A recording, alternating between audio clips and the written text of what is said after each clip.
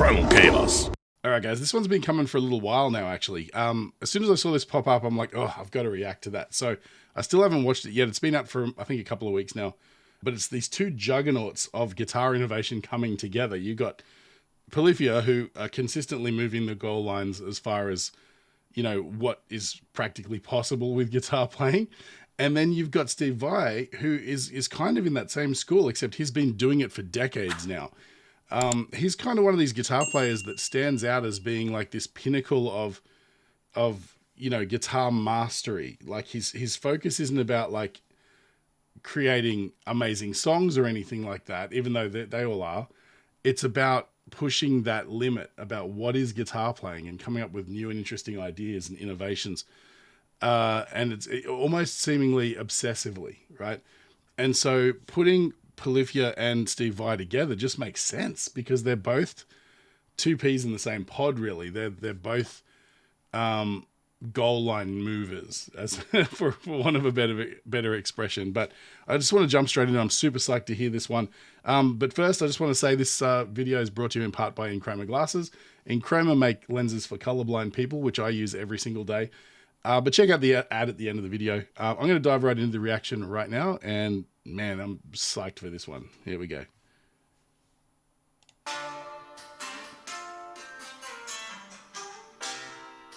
Interesting how reverby that is. It's very distant.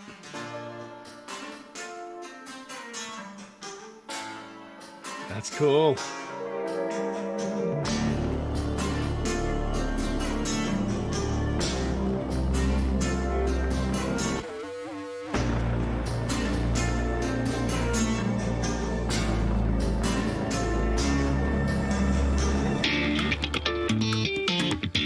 And before we get too far into it, I just wanted to point out, I don't know if it's something that's immediately obvious to everyone, but what really stuck out to me there in that little intro portion is they've matched the reverb in the recording. It'd be interesting to hear if it's the same on the album version or the release version, but they've matched the reverb to the camera position in the room. So when the camera is pulled away, it sounds like they just played that part live for the video.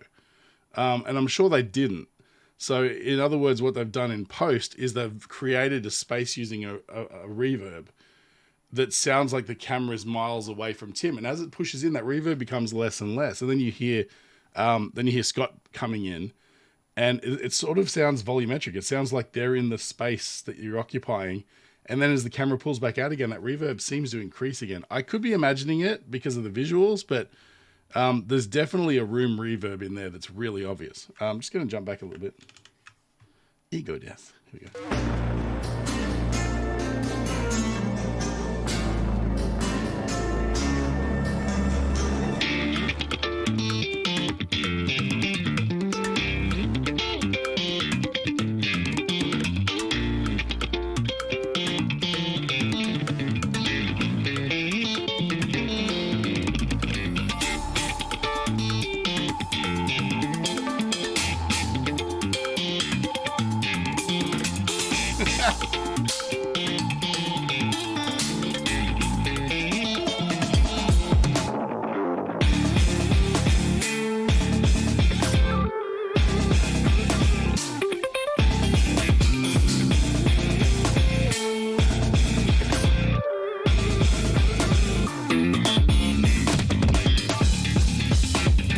Listen how dry that drum sound is. I love it. It's so different. Like, it's got like this sort of right up in your face sort of energy, but because the drums sound kind of small, they're still punchy. There's still a lot of volume in the kick, like space volume, you know. But it allows you to just sort of experience this pitter patter of percussion without it being overwhelming. It's so much, it's just like, you know, it sounds like it's almost like the drums are muted, like how you mute a guitar, right? And I mean, it's very jazzy, I suppose. You know, I'm not 100% sure, but I just love it because it allows you to sort of experience the flavor of like what Clay's doing there without being encumbered by all of this extra sort of noise that these guys don't really need. you can hear sort of like it's almost like cards shuffling as opposed to like a big stadium drum kit, you know. The other thing I noticed back here too that I just wanted to point out, for anyone out there who might be looking at Polyphia and going, wow, you know, what's the secret? How do they play like that? A large part of it is economy of motion is the way to play fast, right? So that's, and I'm not a particularly fast player. I just understand these things, you know. But what allows you to play faster is the less physical movement in your fingers, obviously the faster you can get around the fretboard. But what I noticed here is just how economic he is with his right hand, like his hybrid picking. It almost looks like his hand is doing nothing at all. It's super relaxed, but you can see he's picking the notes and his other fingers are plucking the strings. I think it was this part here. Yeah, so actually, let me go back a little bit more.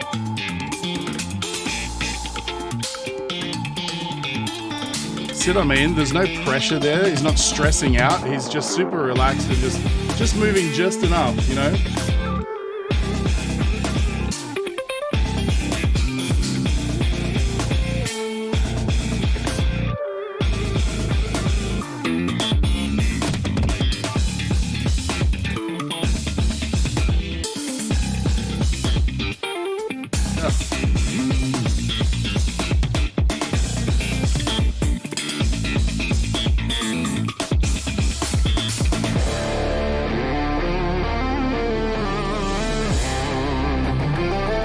See, this feels more Vai. This feels a lot more like Steve Vai.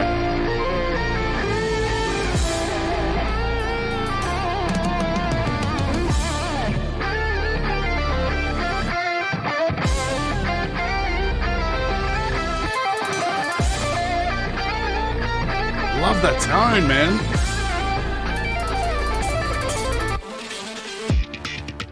Hang on, before we get into that, let's just look at Scott's tone there. It's super interesting because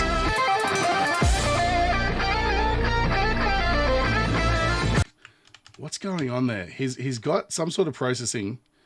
I mean, I know that they typically use plugins to play, right? So anything's on the table.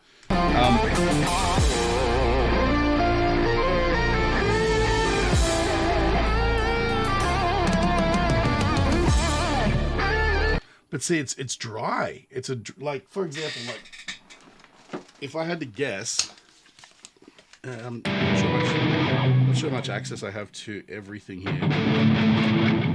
First thing I would do is turn off. I'm not sure. Can I turn off the delay?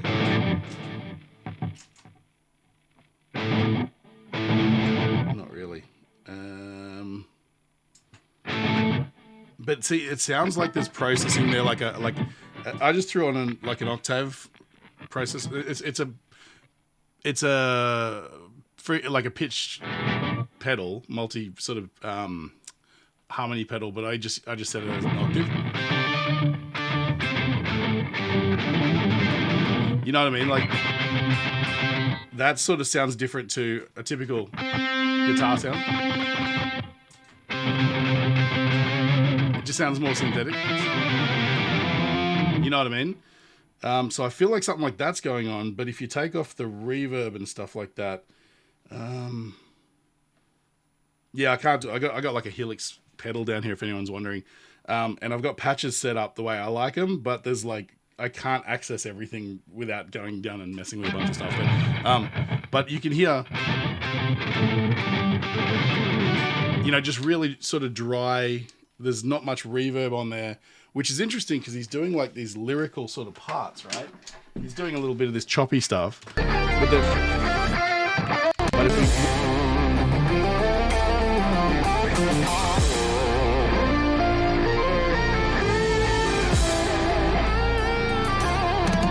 See what I mean?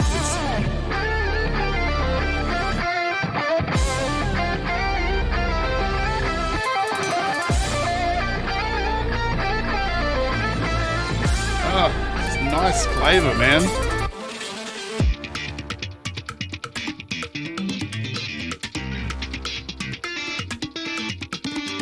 Again, let's go back and just have a look at, as it's zooming in, listen to what you're hearing and look at his hands.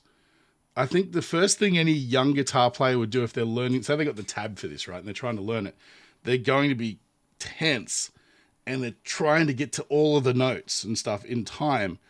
And as you get older and with more experience, you realize that that's counterintuitive. You know, trying to play all the notes is different from just playing the notes. If that's not going to make a lot of sense to a lot of people, but people who are more comfortable with guitar probably understand that statement. If you're, you know, tensing up or you're actively trying to do a lot, you'll actually functionally be able to do less. And so if you watch as this pushes in, watch his hands, listen to the notes coming out of the guitar, and you can see there's the minimal amount of effort creating the most amount of work, right?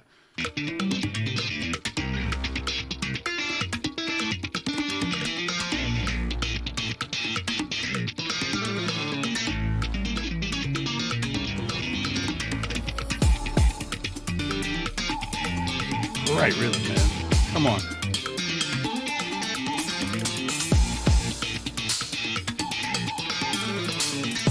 There's still room for a stank face though, which is good.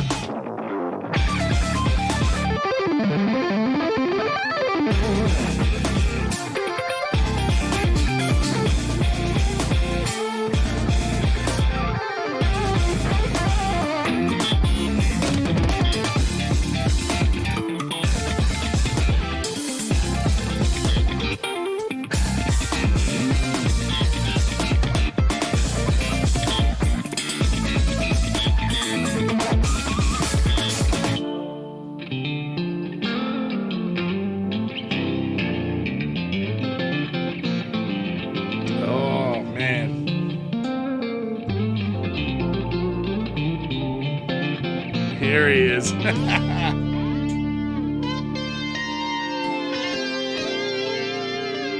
Dude's played 4 notes and it's already original.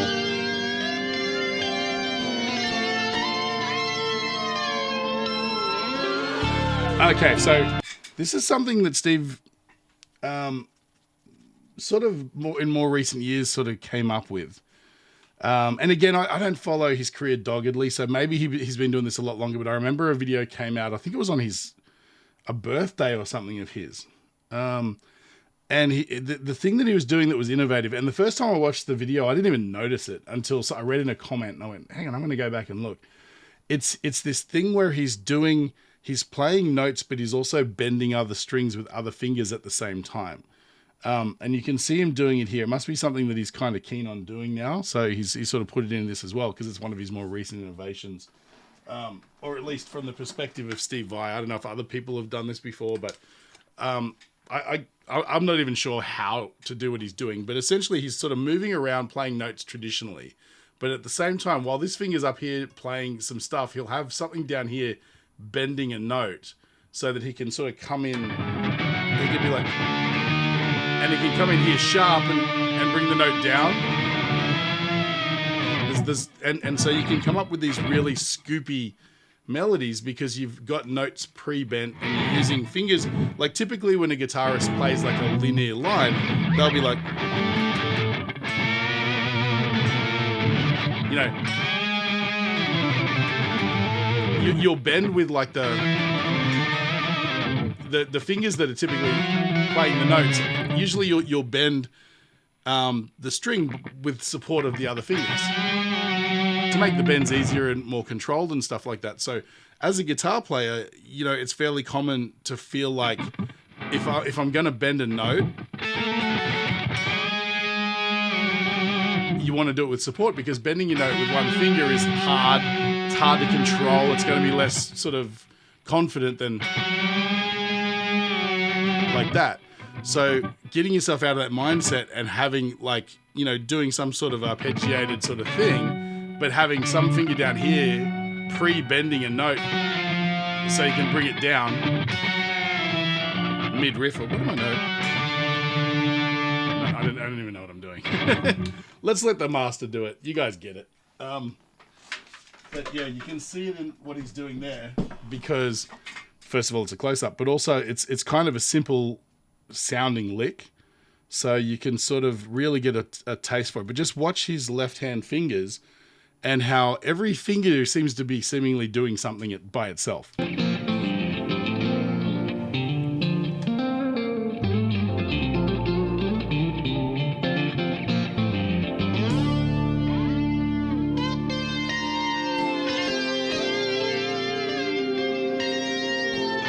Not to mention he's doing whammy scoops too. See that?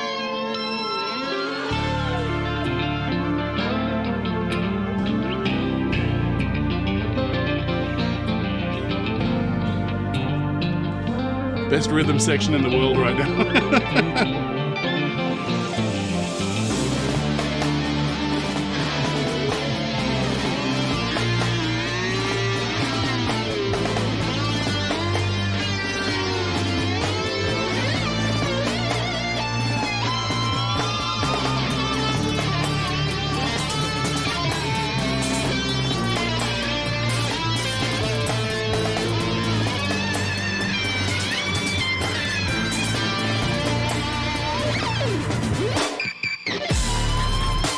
Hang on.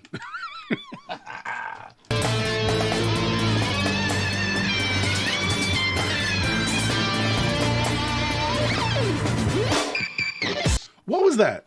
I didn't even know what that was.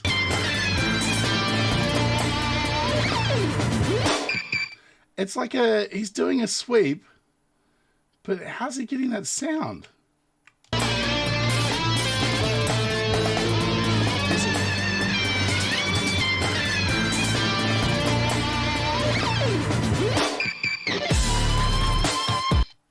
It's like a squeakiness. It's kind of like a... God damn it. I didn't want to pick up my guitar too much during this, but here we go. So the other thing throughout that's, you know, and again, this is quintessential Steve Vai, is that he never takes his hand off the whammy bar, right? And so as a guitar player, I always kind of steered away from that because I was always terrified of... you know, if you put any kind of tension on the whammy bar at all unnecessarily, you're going to flatten the note. And I'm just applying the tiniest amount of pressure there. So I was always a bit gun shy about constantly having it and just grabbing it if I wanted to sort of, you know what I mean? If I wanted to add vibrato to something. But someone like Steve just always has it in his hand, ready to articulate anything that's like a... And I noticed he sort of slid up to something and he pulled it down for effect as well, which I thought was really interesting. But that last sort of arpeggio, he sort of... I've no idea what he was doing there. It sort of almost sounded like a Gojira slide kind of thing, but in an arpeggio, because it's got that sort of... Unless there's some sort of, you know, filtering or something, you know, like a whammy pedal kind of thing or something going on that we're not seeing. It's just there's this, I don't know, it just sounds really strange. That very last lick right at the end of the passage.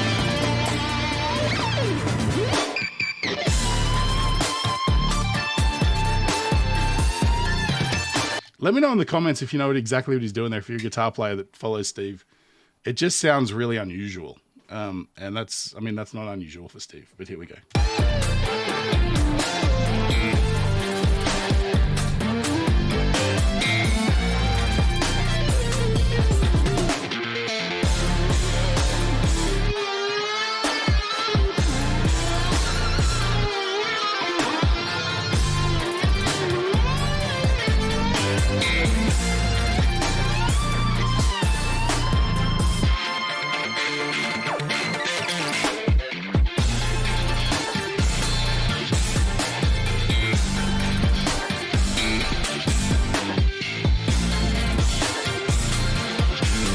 What a great mix too. Far out.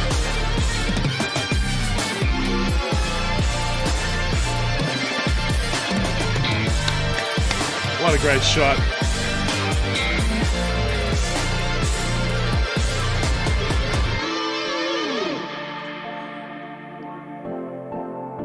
How good was that Bad Boys 2 moment? And I love how they sort of spread out for the end shot. That's really cool. You know what's interesting about watching this? we sort of know how Tim sort of puts together his playing and stuff like that, where he'll program something and then he'll learn how to play it on guitar, which explains why he's so all over the neck, right? He's playing licks that don't sort of flow into one another. They sort of bounce around all over the place. Like there's like part of an arpeggio over here, and then it comes down to here to do something else, and then over here to do something else. And that's kind of part of what makes the compositions of Polyphia so unique on guitar and so unusual, and such a high level of complexity for people trying to learn them, because it's not natural guitar playing, right? They make it sound natural because they're freaking amazing. For them, they make it look like breathing. But to pick up, as a guitar player, to pick up a guitar and try and learn a Polyphia song, it's a whole new school of thought, right, that goes into it. And then you look at what Steve's doing, and Steve, who's doing these amazing,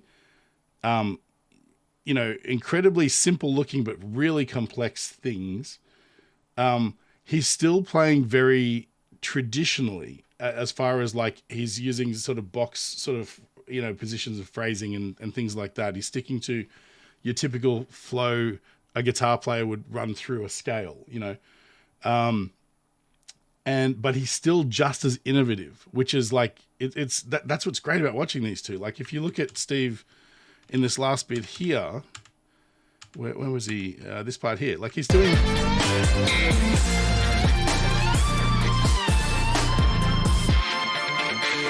He's sort of saving.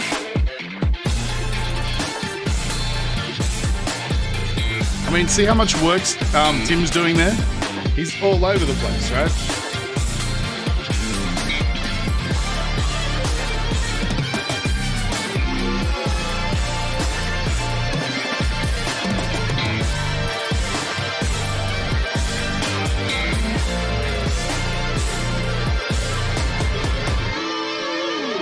Yeah, see, now Steve just looks like he's playing traditional guitar, but what's coming out is just remarkably lyrical, and it almost, the whammy bar thing that he does is specifically to make the guitar sound like it's singing, right? He can sort of flex notes, and he can sort of, add a lot of emotion to his playing by manipulating the pitch in a very fluid way to make it not sound so guitar-like, it's more like a wailing human, but his phrasing and stuff like that is still spectacular, but it's still traditional. And so seeing these guys working together is really interesting from just a technical perspective. It's really, really, really cool. Hang on, let's finish it up.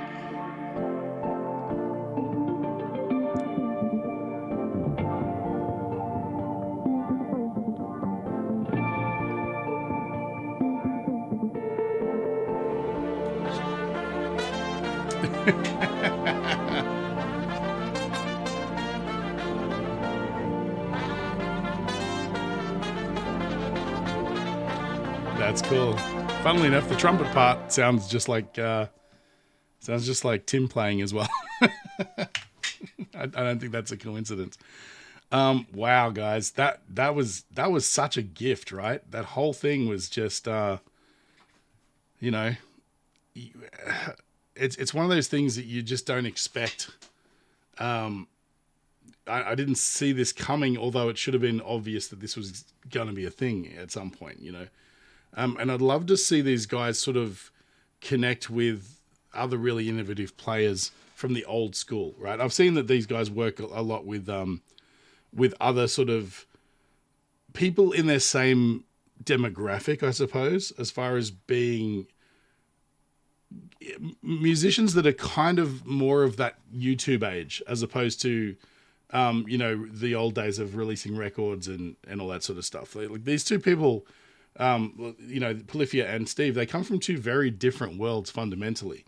Nowadays, there's more of like a cult of personality of like being an online influencer or a YouTube star. And sort of like the selling of the music comes secondary to releasing something that'll go viral, right? So, whereas back in the old days, things went viral, but they went viral organically by being disseminated through the community on CD, or people would tape a Steve Vai tape off their friend and listen to it, you know. And so things still went viral, but it was a much slower process and a whole different world, really.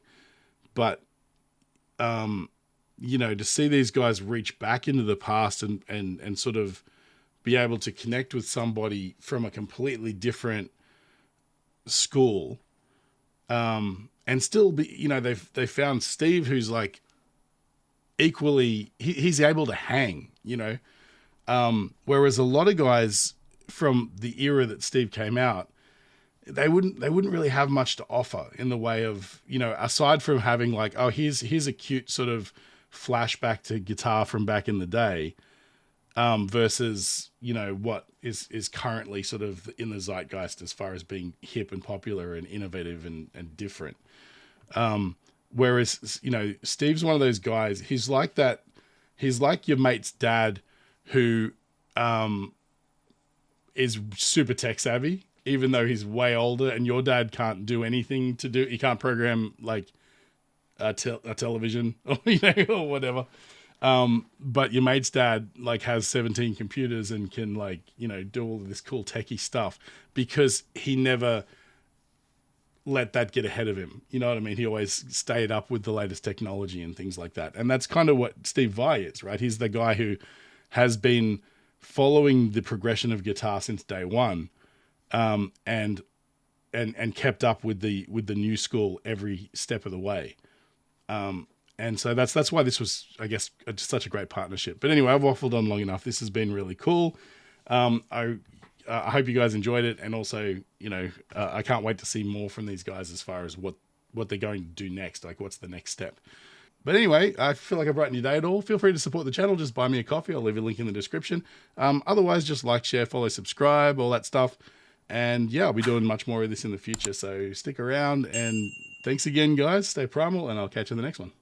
Hey guys, this video is made possible by Enchroma. 1 in 6 guys and 1 in 200 women are colorblind, and if that happens to be you, there's something you can do about it. Click the link in the description, it'll take you to Enchroma's website where you can get a free eye test. And while you're there, maybe pick up some corrective lenses. They've got styles to suit everybody and a 60-day money-back guarantee, so you got really nothing to lose. Tell them Primal Chaos sent you.